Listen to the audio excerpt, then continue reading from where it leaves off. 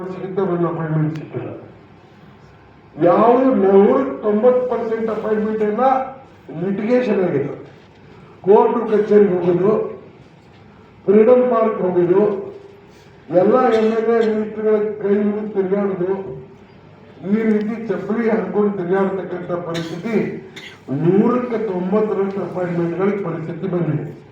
ಈಗ estate probation ನೋಡಿದ್ವಿ. 2011ರಲ್ಲಿ ಆದಂಥ ರಿಕ್ರೂಟ್ಮೆಂಟ್ಗೆ ಪಾಪ ಏನಾದೋ ಏನೋ ಗೊತ್ತಿಲ್ಲ. 2017 2023-24ರಲ್ಲಿ ಅಪಾಯಿಂಟ್ಮೆಂಟ್ ಕೊಟ್ಟರು. ಆವಾಗ ಒಬ್ಬ DSP ಆಗಿ ರಿಕ್ರೂಟ್ ಆದವರು 48 ವರ್ಷ ಆಗಿತ್ತು. ಒಬ್ಬ ಅಸಿಸ್ಟೆಂಟ್ ಕಮಿಷನರ್ ರಿಕ್ರೂಟ್ಮೆಂಟ್ ಆದವನಿಗೆ 49 ವರ್ಷ ಆಗಿತ್ತು. ಏನೂ ಮಾಡೋಕ್ಕಾಗಲ್ಲ. ಮತ್ತೆ ಪ್ರತಿಯೊಂದು ಲಿಟಿಗೇಷನ್, ರಿಕ್ರೂಟ್ಮೆಂಟ್ ತಗೊಳ್ಳಿ, ಒಂದು ಡಾಕ್ಟರ್ ರಿಕ್ರೂಟ್ಮೆಂಟ್ ತಗೊಳ್ಳಿ, ಒಂದು ಟೀಚರ್ ರಿಕ್ರೂಟ್ಮೆಂಟ್ ತಗೊಳ್ಳಿ, ಒಂದು ಕಾನ್ಸ್ಟೇಬಲ್ ತಗೊಳ್ಳಿ, ಎಲ್ಲದರಲ್ಲೂ ಲಿಟಿಗೇಷನ್. ಒಂದು ಸಬ್ ಇನ್ಸ್ಪೆಕ್ಟರ್ ನೋಡಿದ್ವಿ ಯಾವ ರೀತಿ ಆಯಿತು, ಏನೇನಾಯಿತು, ಯಾರು ಅಂತ.